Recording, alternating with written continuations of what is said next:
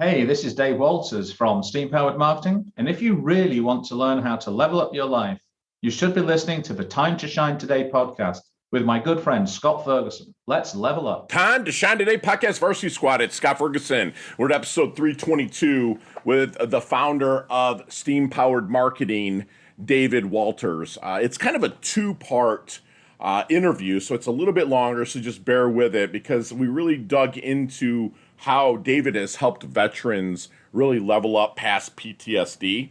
And he kind of parlayed that into his business, Steam Powered Marketing, where he reminds us that when we're marketing to people, we're marketing to a human being, not a robot. Like veterans sometimes are looked at as kind of robots and just doing what they're told, which is true when they're on the clock. But when they're not, they're human beings. So he took it and blended it into this company that really will help you if you're an online marketer. Break out your digital note taker because this will level up your business. Talk about creating content that catches the eyes, that goes to people's emotions, the psychology of it. He just had me enthralled. So without further ado, here's my really good friend, David Walters from Steam Powered Marketing. Let's level up.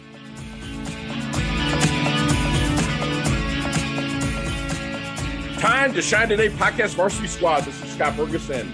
And I have my good friend David Walters here, who is originally from across the pond over in England, and now he resides here in the States in the great state of Texas. And he has a company, Steam Powered Marketing. And I'm really jazzed to talk to this gentleman because he's going to really help you level up your online presence and get seen. He's a certified digital marketing strategist and founder of Steam Powered Marketing. David helps business owners maximize revenue to achieve a high-value exit payout. David created the trauma release technique to release veterans. This is really close to my heart, squad. Release veterans from their PTSD injuries. And it's I just did a podcast just a little bit ago about how critical it is to help our veterans with PTSD. I love that David had came up with that technique. And now he promotes the emotional and physiological benefits of dancing Argentine salon tango, which I can't wait to get into that as well. But David, thank you so much for coming on. Please introduce yourself to the Time to Shine Today podcast Varsity Squad. But first, what's your favorite color and why? Blue. It always has been. I was in the Navy. I'm wearing a blue shirt, wearing a blue blazer. What the hell can I tell you? Bro, I can just call you shipmate. I was in the Navy too, man. How many years did you do, brother? 17. I was 12 years in the British Navy. I was a weapons engineer on nuclear submarines. Oh. And then I cross-threaded to the Canadians, did 5 years on diesel boats with them. So I ended up in the British Navy as diesel operations special ops and got hunted by the Canadians, did 5 years for them. Oh. And then I left to join the nuclear power industry for a break. So you're a bubblehead then, huh? I'm afraid so. I love that, man. It's funny. I went down in the USS Los Angeles. This is like 92 or 93.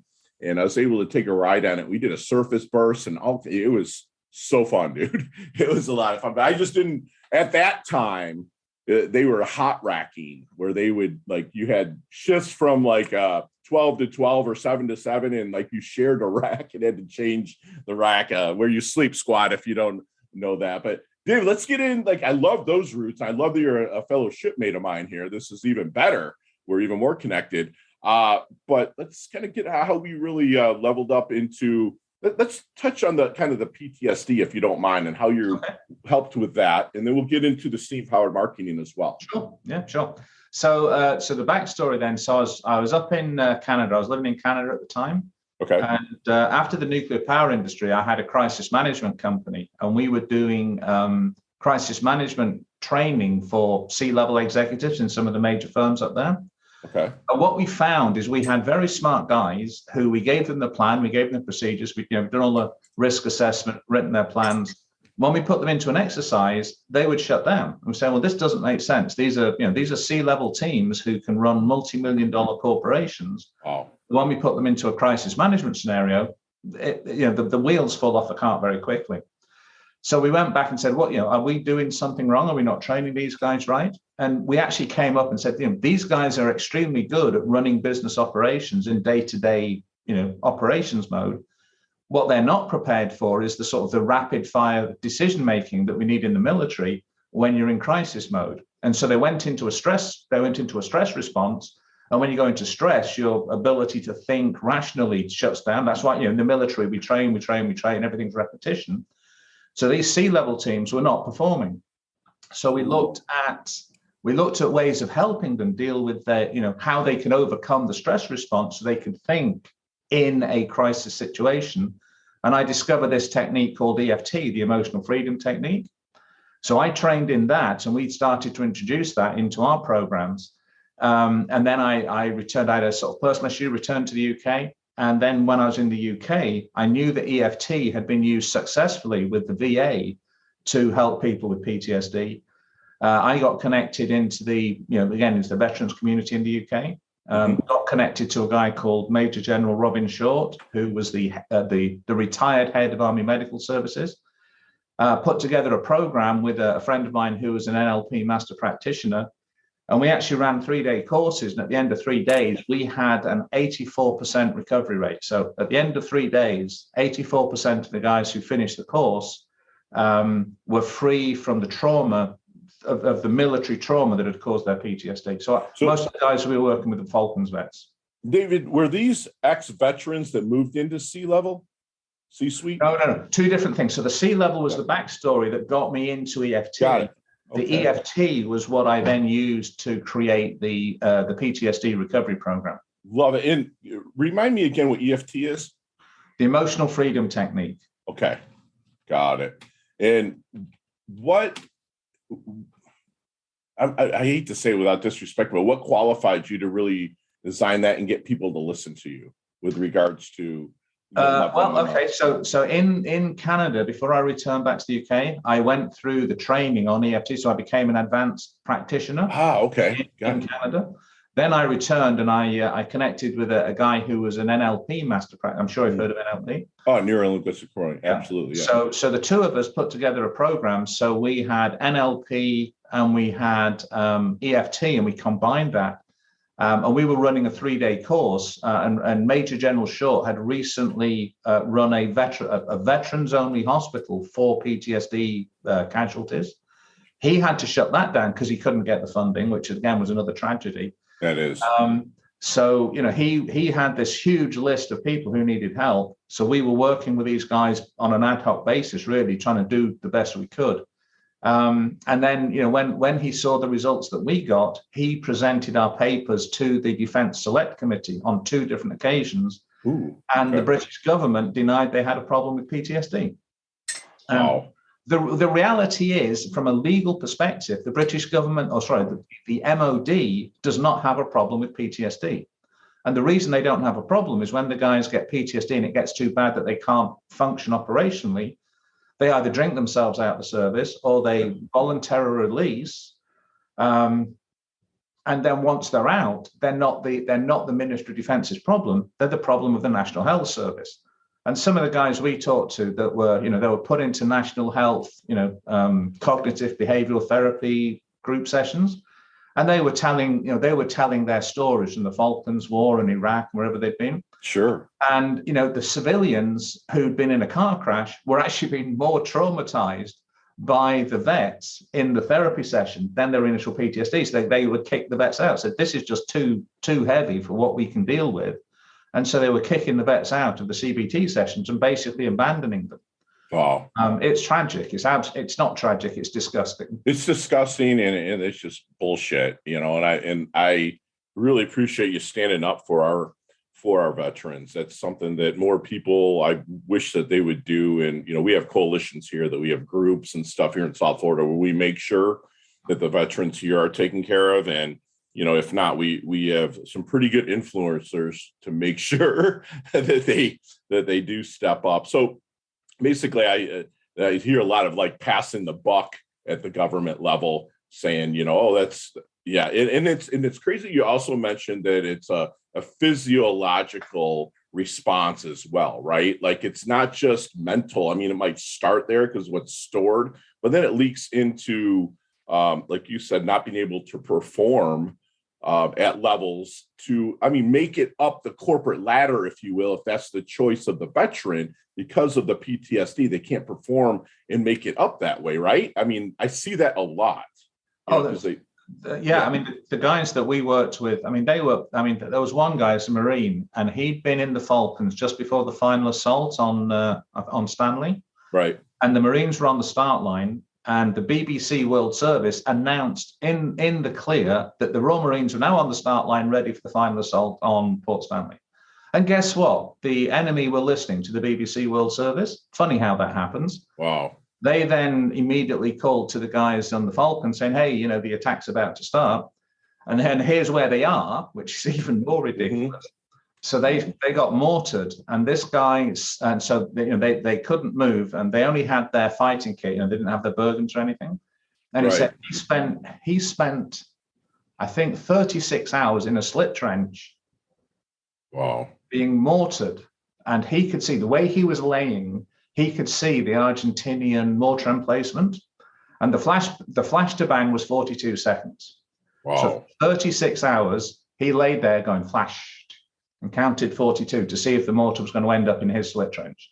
Wow. And I met this guy 20 years after the Falklands, and he was still counting 42 every single. Yeah, that's terrible. Every second of every day, this guy was counting to 42 to see whether that would be his last second on Earth. We worked with him on that, and within 10 minutes of using this technique, it was gone. Wow. That's amazing. And thank you for doing that for that gentleman. It's because, there's not enough people out there that are caring. And it's a lot of it obviously goes political and whatnot, where money goes, attention flows and whatnot. But I can't believe that they're doing it. Thank you again. I know I've already said it, but it's a blessing. I hear the passion in your voice, and we need a lot more people like that of you that are out there. And so I know that you probably, it's a hard one to transition from, but I know that you probably still have a foot within that world and help it stabilize. But like the steam powered marketing, like how with the roots of that, and how did we move into that, David? Let's just go back to the PTSD thing one more time, because I've still got all my notes, all the research, everything we did. And as I said, the worst day of my life was when we shut that program down because we couldn't get funding. So if any, and the reason they wouldn't fund us is because we were complementary therapy. So that was 20 odd years ago. It was not considered mainstream. CBT was about as far as the government has got. But if anybody's there looking after vets and they want to get the work we've done, I'm quite happy to share all of our course notes, all of the stuff we did. And if somebody wants to pick up and run with it, I'm happy to give them whatever I've got. Wow. Okay. Absolutely. Would you get re-involved with it if we could find some way to open that channel up? I would certainly be happy to coach whoever took it up and ran with it and support them in taking it forward. Absolutely. Okay. Thank you for saying that, Dave. That's amazing. Thank you, man. So as we moved in, and as you kind of push forward in life and continue to progress, we got into the steam powered marketing, correct? Yep. Okay, so let's hear about that. So I ended up, after we couldn't get the funding for the PTSD project, I ended up going back to my roots into engineering. The company I was with moved me out to the States, and it was a European company. I was doing a good job. I was quite happy, but I always wanted to do something different. So my son and I actually set up the marketing company because it was completely virtual and digital marketing we could deliver online. So we went through the program with a company called Digital Marketer. We certified as partners of them. And their mission is to help over 10,000 small businesses double their revenue in 12 months. Okay. And so the program, the sort of the core program of the digital marketing process is what's called the CVJ, the Customer Value Journey. And that's designed around the psychology of human intimacy. And we talked about, human to human. That's exactly what it is. If ever I'm speaking to a business group, I say, look, is your business B2B or B2C? And they'll raise their hands. I said, okay, guys, you're all wrong. Every one of you is wrong. And they look at me as if I'm stupid. So there's only two options. I said, no, all business is H to H. It's human to human. And when you're doing your digital marketing, you've got to realize you're not selling to the screen. You're selling to the human being behind the screen. And you've got to get your messaging to resonate with that person. And then, we go into the psychology. So people hate to be sold, but they love to buy. The buying decision is always an emotional decision. This is research, and they've done MRIs of people when they've made the decision to buy something. It's the emotional center of the brain that actually gets triggered. So you have to get that emotional trigger in your sales and marketing message to get that response. Now, for a big ticket sale, you need the facts afterwards to validate the sale. But Sure. Even if it's a multi-million-dollar sale, when the CEO of the company signs that purchase order or signs the approval for the contract, his brain is firing at the emotional level at that point. And that's what we do. So, and again, there's a guy called Desmond Morris, who was an anthropologist back in the 70s. And he wrote the book, The Naked Ape. He was the first anthropologist to look at the human species as if we were a bunch of chimps. He wrote the book, The Naked Ape. He then went on to write the book, Man Watching, which they all became global bestsellers.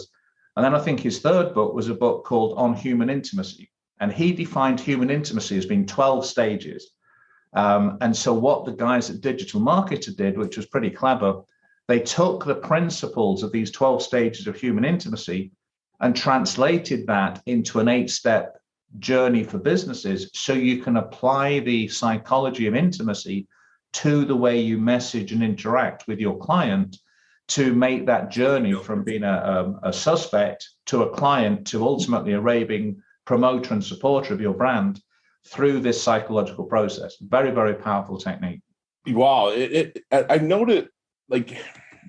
I've noticed also with humans, there's kind of I believe it's like sensory amnesia. A lot of times as they get programmed through life, they lose that connection of a human being with their body, or their mind with their body, if you will. And I've studied a little bit about that just because I coach, high-level executives and whatnot. You see the disconnect. And honestly, like the parlay that you have from your past endeavors, to now, it actually kind of clicks. It's stuff, not as so much of because everything you said it's emotional. We're human to human, right? Mm-hmm. So I love that. And I'm probably seeing a lot of within steam powered marketing, a lot of NLP in there, possibly with regards to, again, we're looking to sell. And, money's the byproduct of what the service and the product we put out there. But and correct me if I'm wrong, but I'm seeing a lot of the neuro-linguistic programming that's kind of rolled out within, which you have experience with in the past, hand in hand with EFT, right? Yeah, absolutely. So, okay, that's what, I love that you're going that route, because that is what really, for the lack of a better term, sells, right? Because you are actually tapping into the emotion of the eyes that are looking at the screen. Absolutely, yeah. If you don't provide attractive content, yes, early enough, so that the system that we teach is awareness, engagement, subscription. That's the first 3 steps. Mm-hmm. So awareness. So just to go back to the psychology of intimacy, the first level is eye to body. So you see a potential mate across the room or across the savannah. Okay. The next level is eye to eye. You make eye contact. And then, you get the nod. So then you go to the next level, which is voice to voice. Okay. So that is the beginning of the ascension of intimacy. Okay. David, what was the first one again? First one is eye to eye, eye to body. So you eye see to body. You see a potential somebody of interest across the bar, across the savannah, wherever you are. In the business world, that's awareness. So they first see your website, they get a referral, they see a social media post. That's that first hit. And you've got to take them from eye to body to eye to eye. And the way you get them eye to eye is you give them valuable content, free valuable content on your website, through your social media, that gets them to hang around and pay attention, because they're then beginning to get to know you through your written text. The third level is in the human intimacy would be voice to voice. Yes, sir. This is where, hey, can you get me so and so's number, or hey, can I call you? And you start to have that. So now it's interactive. Okay, you're getting feedback from the person.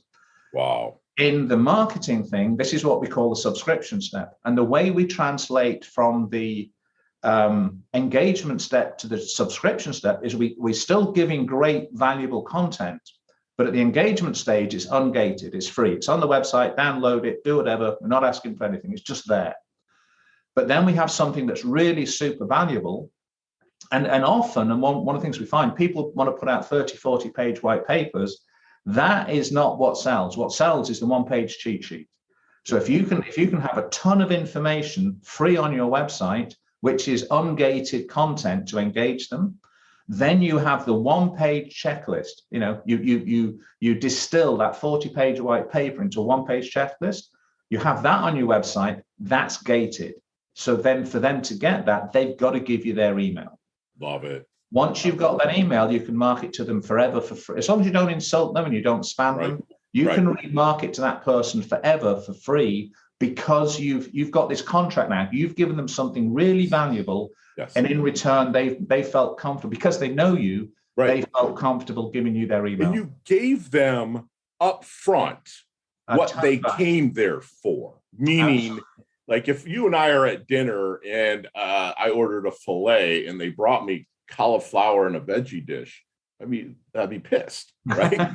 But especially my meat eating ass, right? But like you just said, like, you'll see like a lot of free reports or something that's catchy for them. And then to get that, it just make sure I'm following. To get that, they provide the email address to get the checklist or the something that's a hell of a lot more valuable than the free report. Thank you for doing those steps, because I see a lot of people going for the jugular, with this, Lamborghini Instagram marketing systems. And another thing about you, David, is you're going to be sustainable doing that way, because I'll tell you what, I look back and it's funny. I'm weird like this. I took snapshots of marketing back in 2010, 11, and 12. None of those people are in business anymore.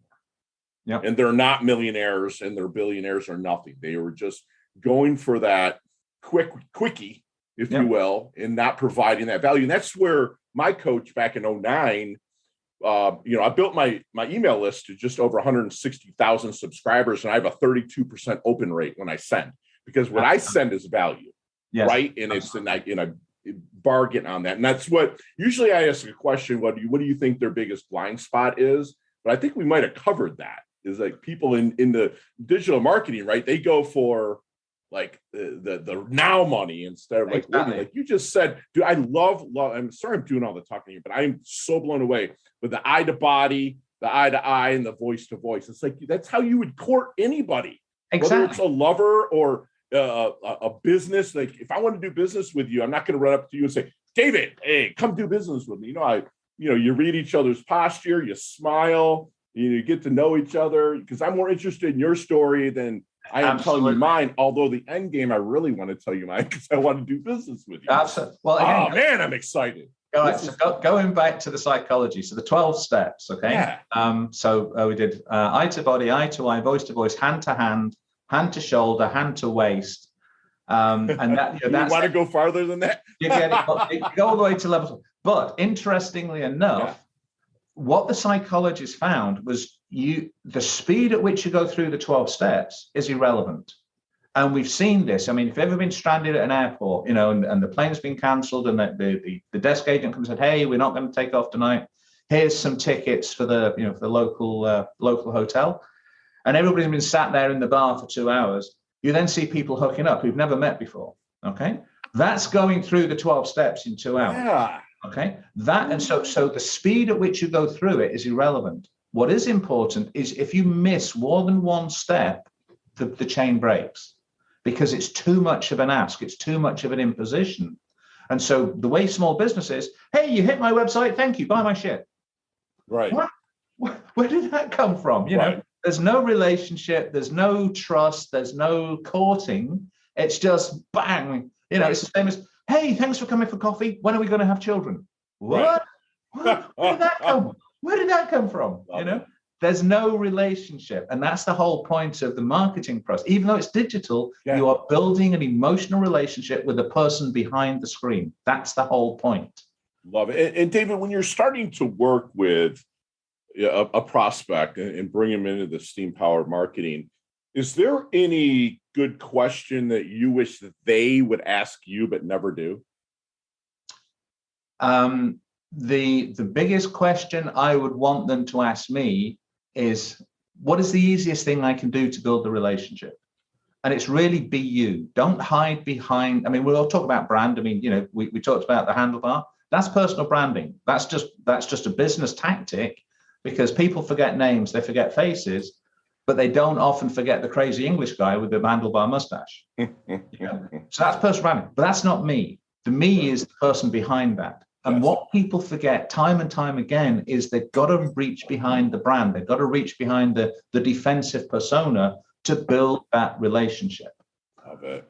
And like you said, if you miss one of those steps for a long, flourishing relationship, because I mean, lightning can strike. Like we go back to kind of the funny scenario, like, you're at it's getting delayed, a flight's delayed and you're just getting sloshed at the bar. It could go right to the restroom or whatever, right? But that's not an organic, long-term build, and that's what you do. And I absolutely love it. David, have you seen the movie Back to the Future?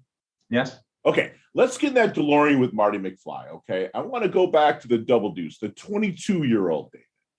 What kind of knowledge nuggets, that's what we call them here at Time Shine David, what kind of knowledge nuggets might you drop on that, David? Not so much to change everything, because your journey is pretty freaking awesome, but to maybe help you shorten a learning curve, level up, or blast through maybe just a little bit quicker. Okay. This is for a 22-year-old wanting to be an entrepreneur? Yeah, you're talking to yourself. Okay. So, things that I would have told myself is have your exit. So the way we've evolved with steam-powered marketing is into business exit. Because, and here's a tragedy, there is $10 trillion of business value in the US that's going to evaporate in the next 10 years. Sure. $10 trillion, okay? Wow. And that's the boomer generation. As they hand over, 98% of business exits are for zero value. And the tragedy is that 60% of people that start a business intend to sell their business to fund their retirement or to create a legacy for their family. So 98% of businesses exit for zero value. So this is where I've expanded. So now with SPM, my son runs the marketing side. I actually run a consultancy specifically to help businesses exit for high value, because it's a tragedy how much value is just lost when the owner exits and they haven't prepped the business to either sell on or keep going in their absence. So that's really, so my passion is always being the best you can be, being the best as an individual, being the best as a business, being the, however you can help other people be the best they can be. That's the mission. So for the 22-year-old, start your business, know how you're going to exit. And then the other big thing is get a SaaS product. Okay. Say that again. A SaaS product, software as a service. Okay. And I'll tell you why, because when we do business valuations, I can look at a business and say, okay, you've got this much revenue, you've got this much profit. Based on your niche, you'll get this multiplier. So your business would be valued at, $1 million, 2 million, whatever. Sure. So I typically work with engineering companies because I'm an engineer. So a typical multiplier of value to profit would be 12, 13 to 1. So if you're doing $300,000 of net profit, at 12 to 1, your business would be valued somewhere in the range of $3 to $4 million. Sure. If you have a SaaS, and that's based on a 15% profit margin. Sure. If you have a SaaS product, the typical multiplier is 30 to 1. Okay. So now you say, okay, hey, within my engineering company, I've actually got a program that we wrote ourselves. It's great. It works for us, but we never commercialized it. If you can take that SaaS product and convert that program and turn it into a SaaS product that, say, maybe makes you $500,000 a year in revenue, that $500,000 a year in revenue is going to be running at 80. SaaS products run at 80% margin or better. Sure. So that SaaS product is going to give you $400,000 of net profit, but it's at a 30 to 1 multiplier. Sure. So that's $12 million. So your whole engineering company is valued at $3 million. If you can spin off a SaaS product with a 30 to 1 multiplier, that's a $12 million golden nugget sat in your business that you've never discovered. And I'm hearing a lot of begin with the end in mind, a lot of that with what you have, those Stephen Covey things. So, David, how do you want your dash remembered? That little line in between your incarnation date, your expiration date, your life date, your death date. How do you want David Walters remembered? Okay. Well, my core purpose is realizing divinity. And that applies in many, many different aspects of my life. But, in the business realm, I see that as being helping people and businesses achieve the absolute best that they can be. And just to continue where the business is going, I'm also the COO of a startup company, and we are bringing we're bringing exotic filaments to the additive manufacturing community. Okay. And we actually believe that we can completely reinvigorate US domestic manufacturing with this new product. We can repatriate the majority of our manufacturing industry through 3D printing, through additive manufacturing. Sure. With the filaments that we're producing, you can actually print circuit boards, you can print electronic circuits, you can print antennas. So our goal with this, with the new business, is to help create 1,000 small businesses in the American heartland who will all be successful through additive manufacturing. That's awesome. That is awesome. That's fantastic. So then, David, what is your definition of a life well lived? Let's take off the business hat. Let's get deep here. All right. Okay. So again, going back to my core purpose, a life well lived. There are more people who are better because of me than there are damaged through through other people. So if that's awesome. Yeah. That's fantastic. And you're doing that. You have such a huge heart, man. Time to Shine Today podcast Varsity Squad. We are back. And David, I know I'm going to Houston. I'm unfortunately not going to be able to hook up with you this time, but another time maybe we'll sit down, grab that steak dinner. And one of these questions, we'll probably talk 15, 20 minutes on each one of them. But you have 5 seconds. So you need to take off the engineer hat, answer them in 5 seconds, and they can all be answered that way. You ready to level up? Yeah. All right, David, what is the best leveling up advice you've ever received? Get passionate about what you do. Yes. Share one of your personal habits that contributes to your success. Time for myself every morning before I get in the office. Thanks, man. I appreciate that. Me too. If you see me walking down the street, you're like, Fergie, man, he looks like he's in his doldrums a little bit, not feeling it. What book might you hand me to level me up? What book would I hand you to level up? Well, I'd start with the Bible, but that's a big read. Thank you. That's enough. Enough said. I'm in Psalms and Proverbs every single day of my life, and I love it. Thank you for saying that. David, what's your most commonly used emoji when you text? My commonly used emoji, thumbs up. Love it. Nicknames growing up? Fat Knacker. I love it. And that I blamed that on the Royal Marines, by the way. I love it. What, chess, checkers, or Monopoly? Monopoly. All right. Go-to ice cream flavor? Oh, vanilla. I'm sorry. Me too, man. I'm right there with you. There's a sandwich called the Fat Knacker. Build that sandwich for me. What's on it, David? Okay. Well, it's going to be a derivative of a Reuben, but it's going to have a lot more mayo thrown in. Love it. Favorite charity and or organization you like to give your time or money to? I would love to do more for PTSD. Thank you for saying that. Last question. You can elaborate on this one a little bit, but what's the best decade of music? 60s, 70s, 80s, or 90s? Oh, okay. Late 70s into early 80s. Can I tell you a backstory? Yes, please. Okay. So my daughter went to college to do music management. And as part of her course, they studied music, from the 1900s through to whenever. And she said, Dad, I've heard this great group called The Clash. I said, really? And, they were sort of new wave in England in the late 70s. She said, yeah, they're great. And she told me all about what she said. I actually saw The Clash at the Queen Elizabeth Hall in Manchester in 1977. Wow. And she said, Dad, they were a punk band. Yes. So what are you telling me, child? So that was an interesting sort of generational. That was the Back to the Future thing for my daughter at that point. That's awesome. I'm right there with you. I graduated in 1990. I just turned 50. So it's like the 80s is like my kind of jam, right? But when I'm working on anything, it's classic rock from the 70s and some punk too. Like, I would love to go back. People ask me if you could have a time machine, I would love to go back to CBGB's in New York and watch the Ramones or, Blondie when she was a punk and watch that, or even go back and watch a Go-Go's concert when they were a punk. Before they went mainstream. I love that you said that. That's awesome. So we got to get into kind of quickly though, the Argentine salon tango. What's that all about?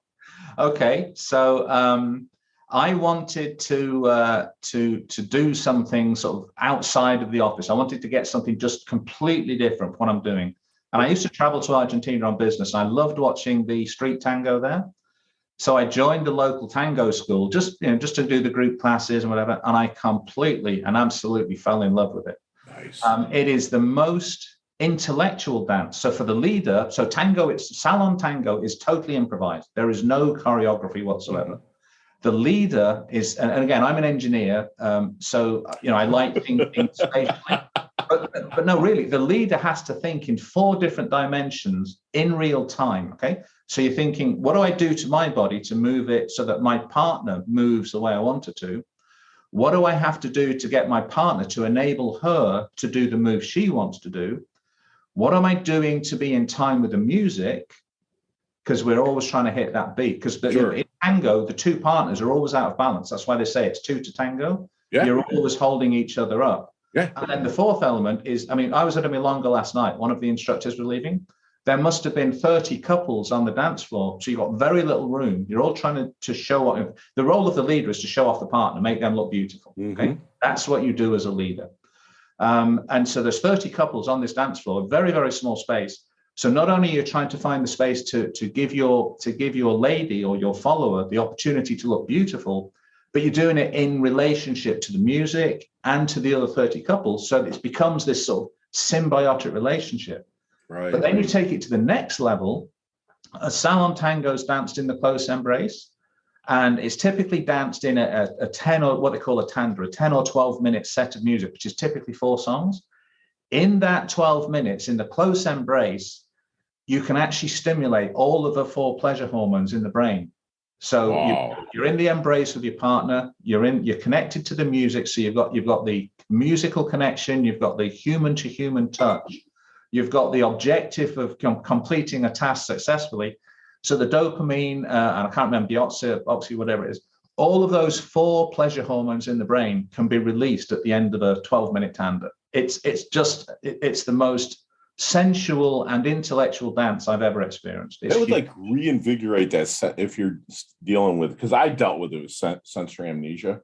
You know what I'm saying? That would really help stimulate that. That's awesome. I'm going to really look into that. And I love Argentina. It's funny, where we went to Argentina in the military. This is 92. And people were literally asking for our autograph at that time. It was early, and it was crazy. Oh, Americans, and do you listen to Guns N' Roses? Do you do that? I'm like, it was amazing. But Argentina is such a beautiful country. I have pictures upon pictures when I was there, and they're actually pictures, not digital. So, David, how can we find you, my friend? How can you find me? Best way is through LinkedIn. Okay. So you can connect with me there. Can I just talk about that, the additive manufacturing? Just want to give one. Quickly, please. Okay. So we're running a competition for anybody who's into designing additive manufacturing. There's a $10,000 first prize, and they can find it. The website is kuprosinc.com/competition. We want to create 1,000 new businesses for small businesses in Heartland America in additive manufacturing. So what's those numbers again? 1,000 what? We want to create 1,000 small businesses in the additive manufacturing space in Heartland America, and we're running a design competition to stimulate that sort of idea. Gotcha, Donnie. You have that website? Okay, cool. Yeah, we're going to put the website in the show notes, squad. And if you can, David, do me one last solid and leave us with one last knowledge nugget we can kind of take with us, internalize, and take action on. Okay, it comes from Viktor Frankl. And he said, you have 0 control over your environment. You have total control how you choose to react to your environment. Yes, you do. I love it. And that's one man that I would have loved to have met. Yeah. You know, what he went through at Auschwitz and everything. Obviously, The Man's Search for Meaning is one of my top 5 books of all time for myself. Yep. And that's fantastic. And squad, we had a really kind of fun, kind of 2-part conversation with my good friend David, who, worked with people, that were in crisis management scenarios and helped to kind of overcome the stress response in critical situations. And he kind of married NLP and EFT kind of together, but he found that like the government and whatnot were passing the buck and kind of writing off mine and David's fellow vets. So if anybody's out there right now that can help us out with maybe getting this program relaunched, please reach out to me directly. You have all my information. Please reach out to me, because I would love to have that done. And also, as we moved into the STEAM the steam powered marketing, David really kind of point out and really had me learn about that, about a 12-step process, if you will, that kind of starts with, you remember that we are humans beings being business people, if you're in that, and not business people being human beings. Okay. You know, that we start with eye to body, eye to eye, voice to voice, and it kind of goes on and on and on till you really build that solid relationship between people. And he'll say that speed is irrelevant, but if you miss a step within there, it kind of can just blow up in your face. It's never going to be long-term and sustaining. Okay. You know, he would tell his younger self, you know, start a business, you know, but know your exit. And what I kind of felt out of there is that if you're stuck doing that, maybe get your asking gear, ask for help from the correct people. You know, he's be somebody that really realizes divinity. You know, he helped person, not only in business, but also the person be the best that they can be. I mean, David truly is planting trees that he's never going to sit in the shade of.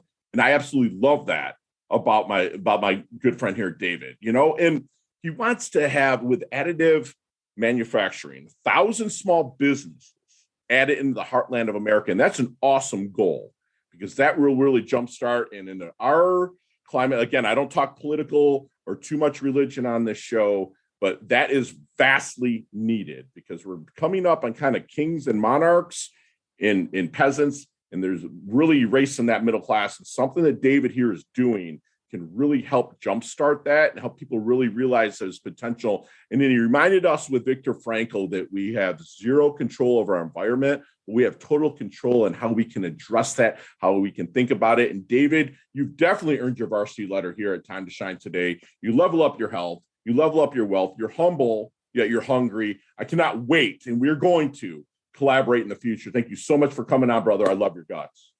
Thanks, Scott. It's been a pleasure. You bet. We'll chat soon. Thank you. Hey, thanks so much for listening to this episode of Time to Shine Today podcast, proudly brought to you by Sutter & Nugent Real Estate Excellence, who can be reached at 561-249-7266 and online at www.sutterandnugent.com. If you are a business owner or professional who would like to be interviewed on Time to Shine Today, please visit timetoshinetoday.com/guest.